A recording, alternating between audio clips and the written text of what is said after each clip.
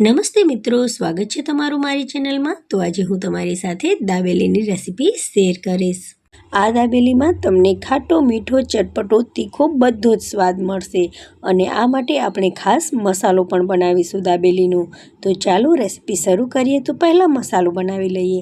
તો અહીંયા મેં લીધા છે આખા ધાણા, સાથે સાથે 2 ચમચી જેટલું જીરું પણ લીધું છે, થોડીક મેં વરિયાળી લીધી છે, કાળા મરી લીધા છે, एक बादिયું લીધું છે અને તજ લીધા છે।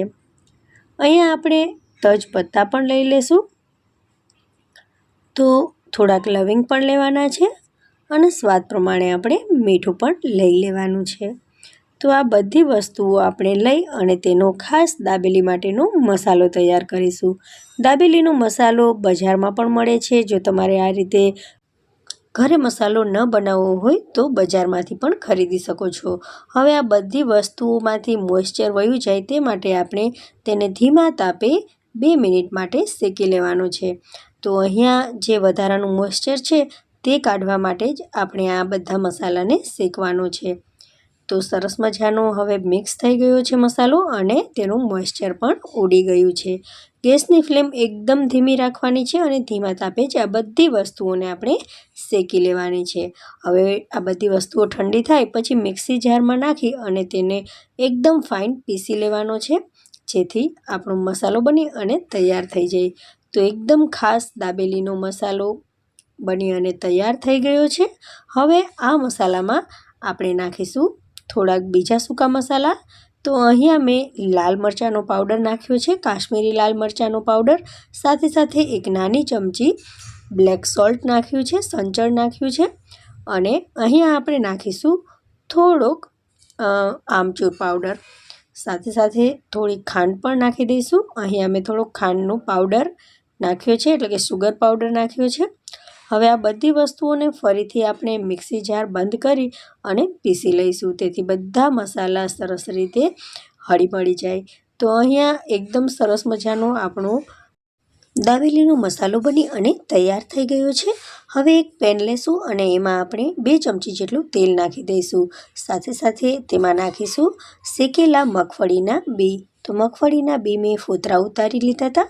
હવે આ બીમાં આપણે થોડુંક લાલ મરચાંનો પાવડર અને 1/4 ટીસ્પૂન જેટલી હળદર નાખી દઈશું, સ્વાદ પ્રમાણે મીઠું એડ કરી દઈશું અને થોડુંક સંચળ નાખી દઈશું। હવે આ બધી વસ્તુઓને સરસ રીતે આપણે મિક્સ કરી લેવાની છે। તો આ રીતે મિક્સ થઈ જાય અને આપણા જે બી છે તે સરસ મજાના કુરકુરા થઈ જાય એટલે અહીંયા આપણા મસાલા બી બની અને તૈયાર થઈ ગયા છે।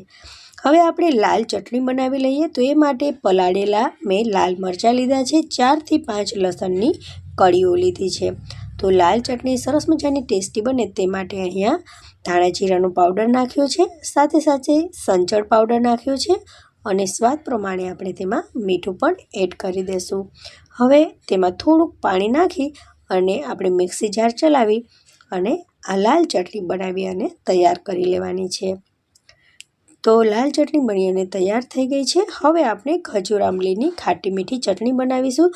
તો આ માટે પેનમાં મેં થોડા ખજૂર લીધા છે અને થોડીક આંબલી લીધી છે। હવે ગેસ ચાલુ કરી અને આ થોડુંક પાણી નાખી અને આ બધી વસ્તુઓને આપણે પોચી થાય ત્યાં સુધી ચલાવતા રહેવાનું છે। તો સરસ મજાની પોચી થઈ ગયા બાદ આપણે તેને મિક્સી જારમાં નાખી દઈશું। તો અહીંયા આ બધી વસ્તુઓ સરસ એકદમ ઉકળી ગઈ છે અને બધી વસ્તુઓ સરસ પોચી થઈ ગઈ છે।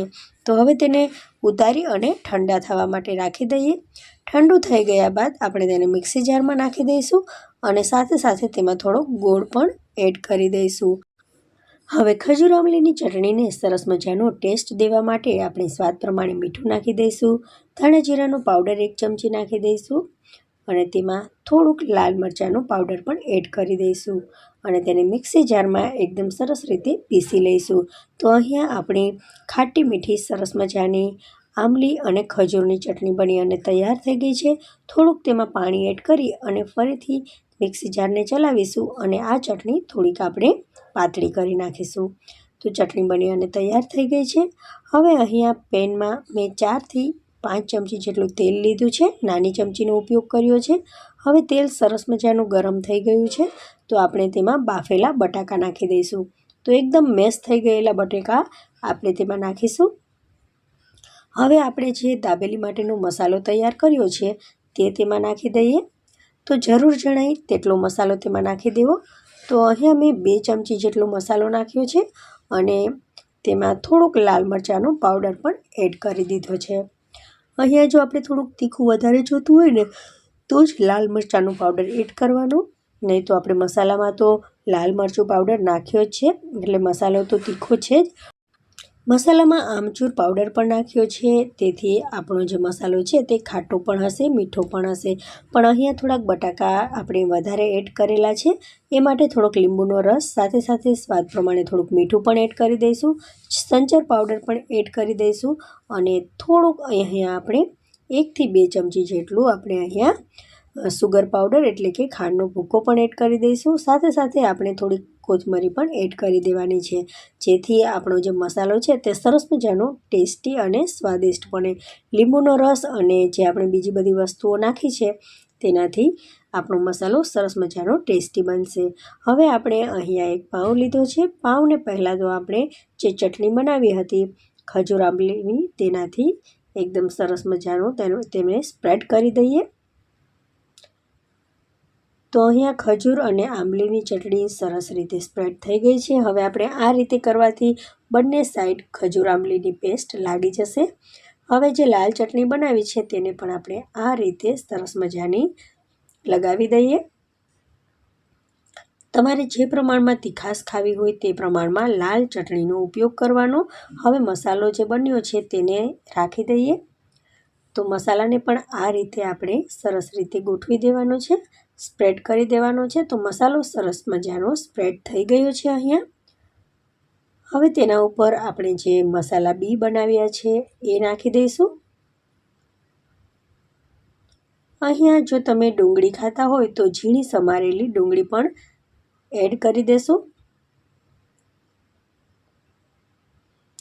ડુંગળી ન ખાતા હોય તો ડુંગળી અને લસણને સ્કીપ કરી દેવાનું। હવે થોડીક કોથમરી પણ સ્પ્રેડ કરી લઈએ। થોડીક સેવ તેના ઉપર રાખી દઈશું, ઝીણી સેવ। હવે દાબેલીને બંધ કરી અને આપણે તેને શેકી લઈએ। તો અહીંયા પેનમાં મેં 2 ચમચી જેટલું તેલ લીધું છે। હવે ગેસની ફ્લેમને આપણે ધીમી જ રાખીશું અને ધીમા તાપે જ્યાં સુધી પાઉંનું ઉપરનું પડ ક્રિસ્પી ન થાય ત્યાં સુધી આપણે તેને શેકાવા દઈશું અને આ રીતે દબાવતા જઈશું। હવે જે ઉપરનો ભાગ છે પાઉંનો તે સરસ મજાનો ટેસ્ટી લાગે તે માટે થોડીક લાલ ચટણી પણ તેના ઉપર આ રીતે સ્પ્રેડ કરી દઈશું, તેથી જે પાઉં છે તે પણ સરસ મજાનો તીખો લાગે। હવે ફરીથી તેને પલટાવી દઈશું। ઉપરનો ભાગ સરસ મજાનો એકદમ ક્રિસ્પી થઈ ગયો છે। તો અહીંયા થોડીક કોથમરી તેના ઉપર લગાવી દઈશું। આ રીતે આપણી દાબેલી બની અને તૈયાર થઈ ગઈ છે ફ્રેન્ડ્સ। સરસ મજાની એકદમ ટેસ્ટી દાબેલી બની છે। એકવાર તમે આ રેસીપી જરૂરથી ટ્રાય કરજો। તમને જો આ રેસીપી બનાવવામાં કંઈ પણ તકલીફ આવે તો મને કોમેન્ટમાં જરૂરથી જણાવજો, જેથી હું તમને તેનો રિપ્લાય આપી શકું। તો બીજી દાબેલી પણ આપણે આ રીતે બનાવી અને તૈયાર કરી લેશું। તો બધી જ દાબેલી આપણે આ રીતે બનાવી અને તૈયાર કરવાની છે friends.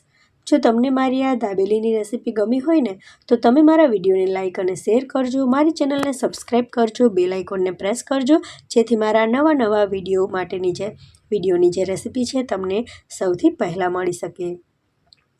Thank you for watching. મળીએ નવી રેસીપી સાથે, ત્યાં સુધી બાય, ટેક કેર, જય હિન્દ।